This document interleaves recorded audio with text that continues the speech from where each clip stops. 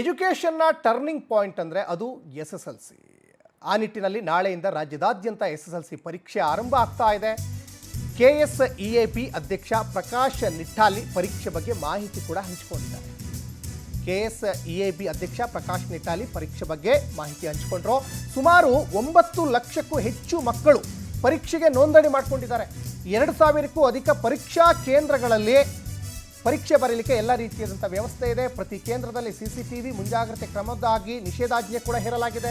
ಪೊಲೀಸ್ನವರಿಗೂ ಕೂಡ ಕಟ್ಟುನಿಟ್ಟಿನ ಕ್ರಮಕ್ಕೆ ಸೂಚಿಸಿದಾಗಿ ಮಾಹಿತಿ ಹಂಚಿಕೊಂಡ್ರು.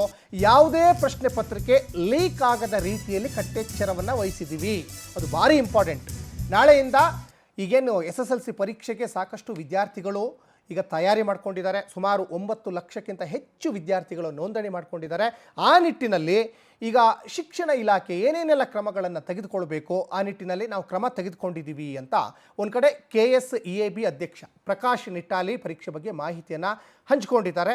ಒಟ್ಟಿನಲ್ಲಿ ನಾಳೆ ಸುಮಾರು 9 ಲಕ್ಷಕ್ಕಿಂತ ಹೆಚ್ಚು ಮಕ್ಕಳು ಪರೀಕ್ಷೆ ಬರೀಲಿಕ್ಕೆ ರೆಡಿಯಾಗಿದ್ದಾರೆ.